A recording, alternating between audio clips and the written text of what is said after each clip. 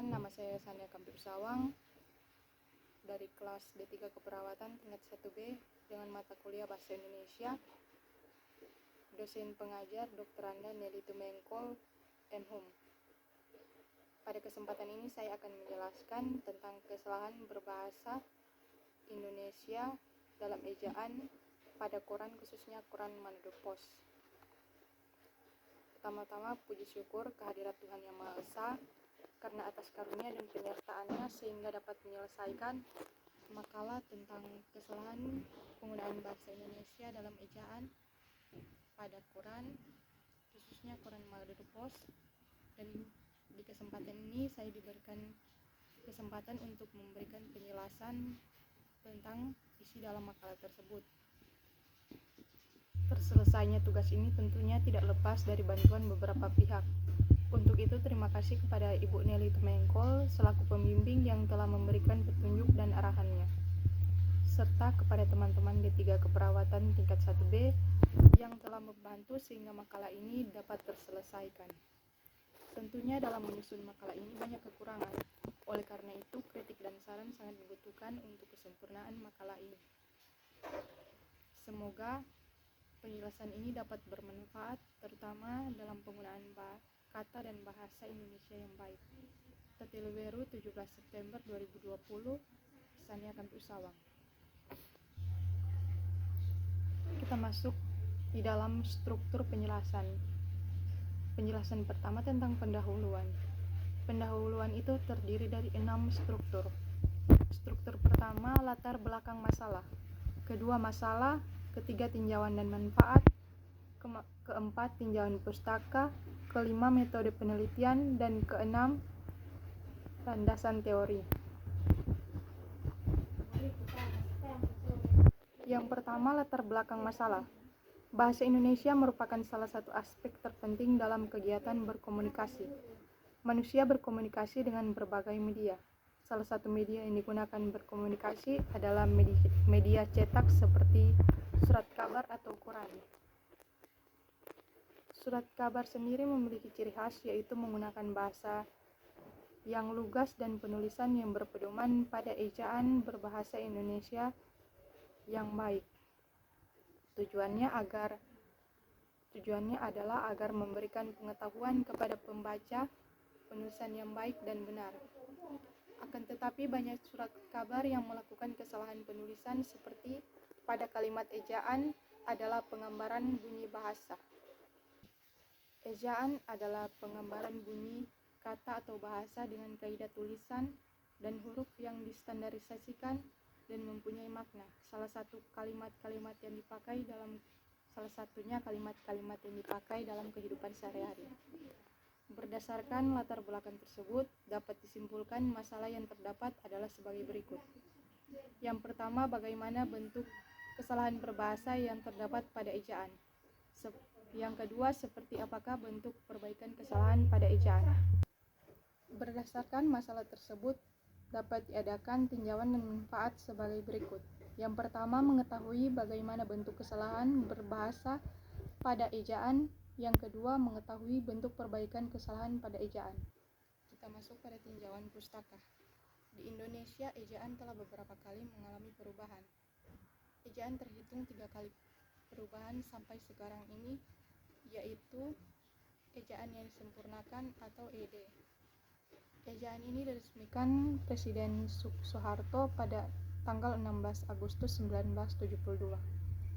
Ejaan ini diresmikan Presiden dan menjadi ejaan resmi bahasa sampai sekarang ini.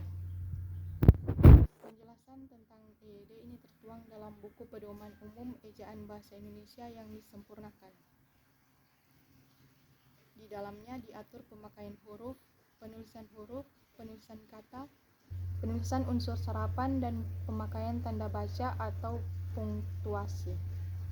Surat kabar merupakan salah satu media yang membantu pembelajaran bahasa Indonesia kepada masyarakat. Tata penulisan bahasa Indonesia yang baik sebenarnya sangat dibutuhkan, seperti halnya pada penggunaan kaidah-kaidah bahasa, penulisan tanda baca, pemilihan kata, penulisan unsur serapan, dan lain-lain. Cintailah bahasa nasional kita dengan bukti yang konkret, yaitu penggunaannya yang baik dan benar dan tidak mengubah-ubahkannya.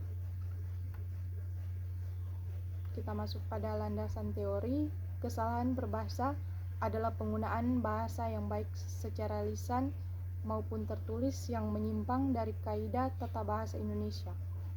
Kesalahan berbahasa pada berita, khususnya koran sendiri yang berfungsi sebagai sumber informasi tertulis tidak luput dari berbagai kesalahan.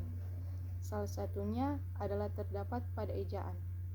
Kesalahan ejaan yang sering dilakukan dalam penulisan berita pada koran yaitu kesalahan tanda titik 2, tanda koma, tanda hubung, garis bawah, huruf kapital, huruf tebal, dan penulisan lambang bilangan.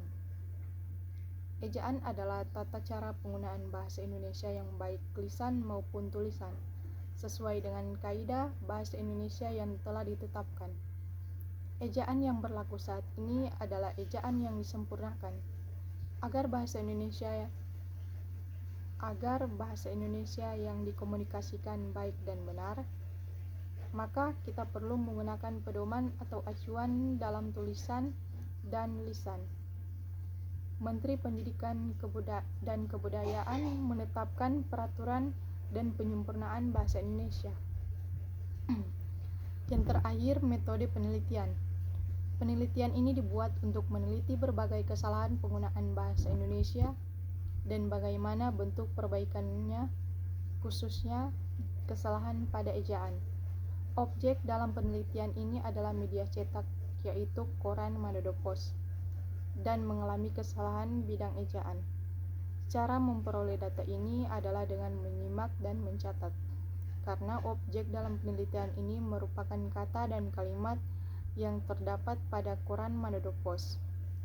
Setelah data terkumpul, langkah selanjutnya adalah menganalisis data dengan berbagai kesalahan berbahasa pada bidang ejaan. Selanjutnya, dalam menganalisis kesalahan ejaan dalam penulisan berita adalah penggunaan tanda titik, tanda koma, tanda hubung, huruf kapital, dan lain-lain.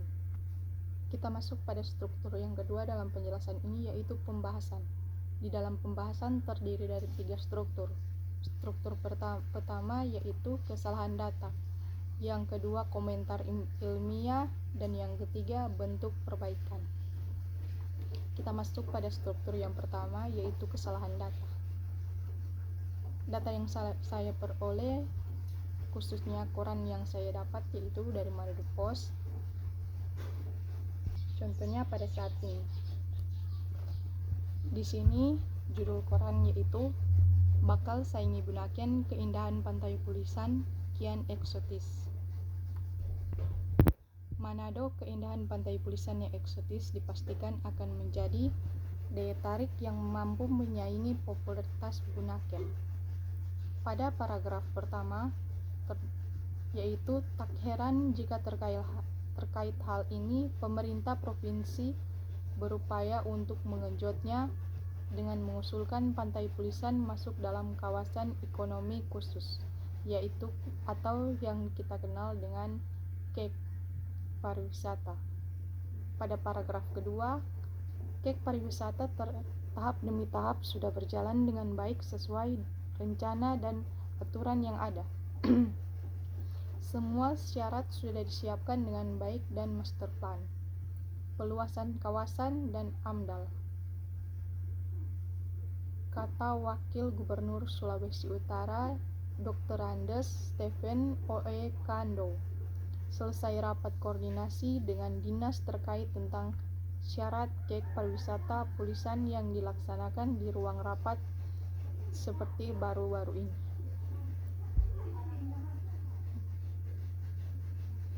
Pada paragraf ketiga, KEK pariwisata tersebut menurut Kando prosesnya sudah berjalan dengan baik. Aplikasi Dewan KEK Nasional sudah kami siapkan. Pokoknya minggu depan akan dikirim semuanya. Rasa-rasanya saya lihatkan lebih cepat ketimbang KEK Bitung, karena sampai saat ini KEK Bitung belum keluar sertifikat, katanya. pada paragraf keempat, sedangkan kek pariwisata kata dia sudah jelas diidentifikasi lahan keseluruhannya sekitar 2.192 hektar. Paragraf kelima, jadi pihak Pemprov mencari jalan alternatif selain Bunaken karena spot-spot destinasi pariwisata Likupang Minut tidak kalah hebat dengan daerah lain, kata dia.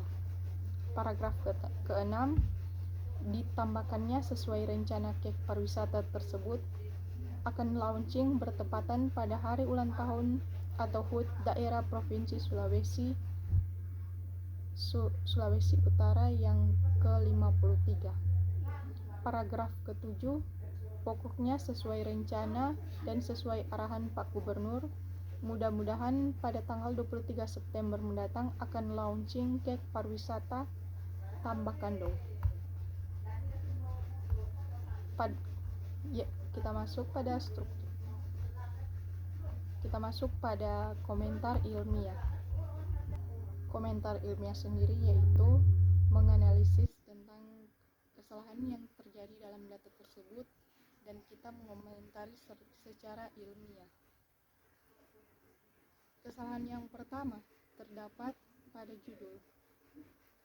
Judul yang pertama yaitu bakal saingi Bunaken, keindahan pantai tulisan kian eksotis. Menurut saya judul seharusnya yaitu keindahan pantai tulisan kian eksotis, saingi Bunaken. Karena para pembaca atau peminat lebih memahami saran yang kedua atau judul yang kedua. Kesalahan kedua terdapat pada paragraf pertama. Menurut saya kata mengejutnya seharusnya diganti dengan mempercepat agar mudah dipahami pembaca.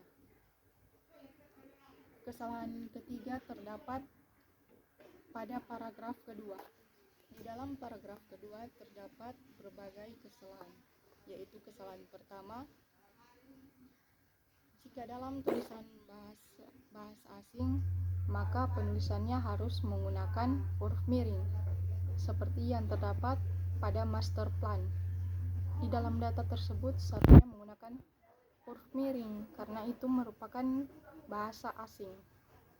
Yang kedua, yang terdapat paragraf, kesalahannya yaitu kalimat amdal.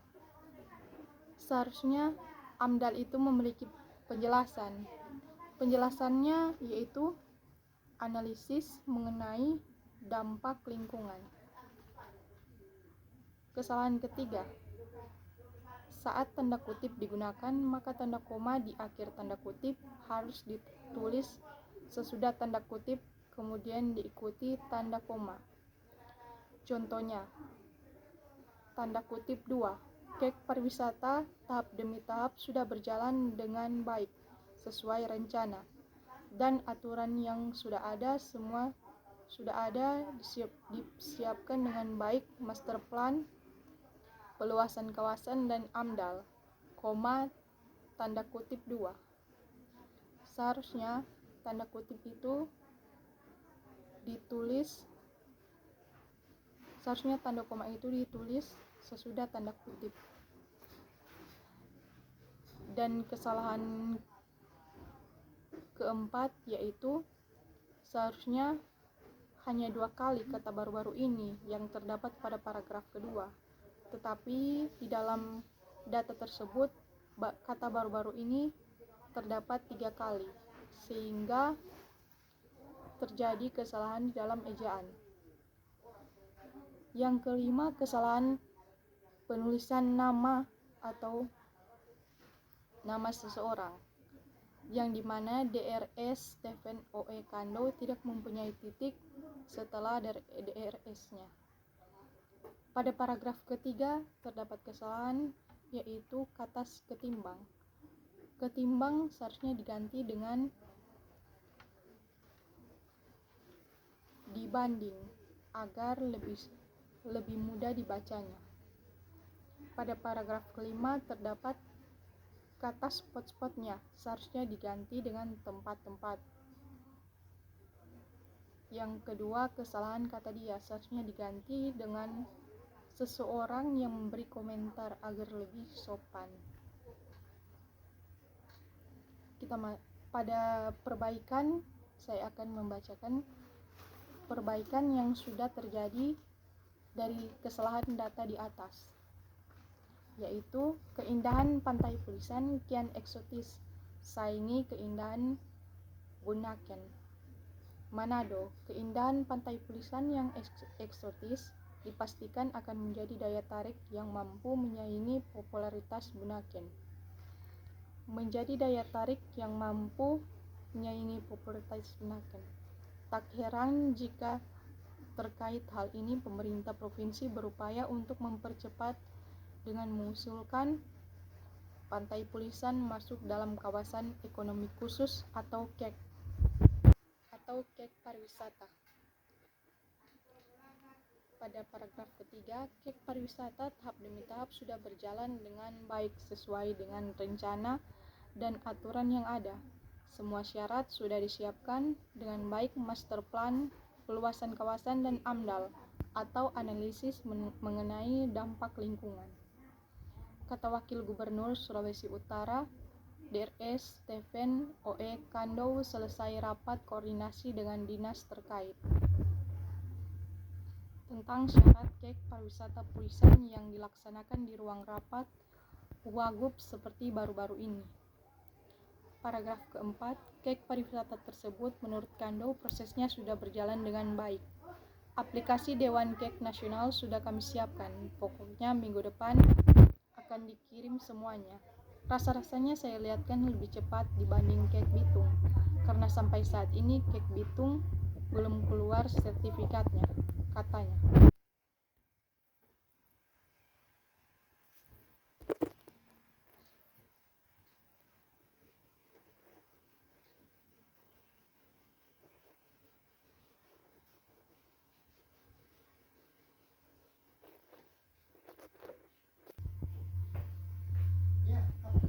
Ada di belakang kan?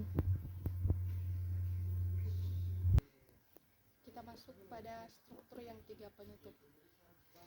Penutup itu terdiri dari dua struktur, yaitu simpulan dan saran. Kita masuk pada simpulan.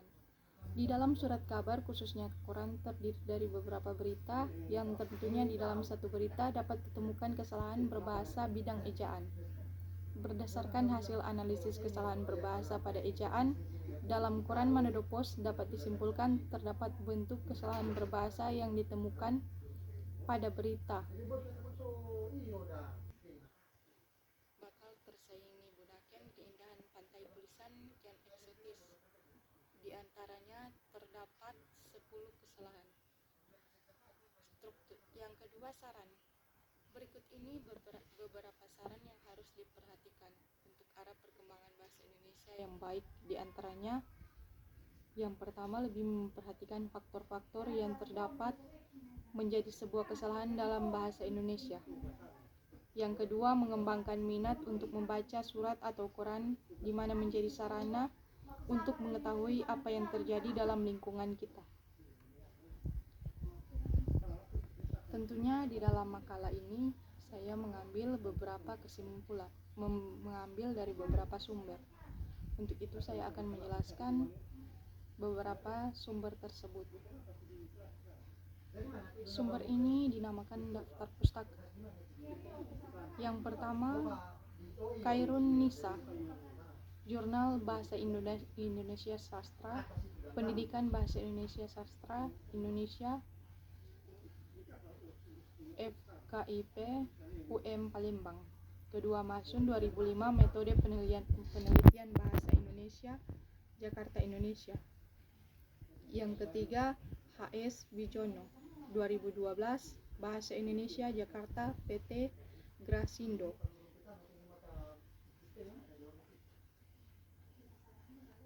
Selanjutnya, Fitri Rahmah 2015, Kitab Super Lengkap EYD Tata Bahasa Indonesia Jakarta Ilmu Media.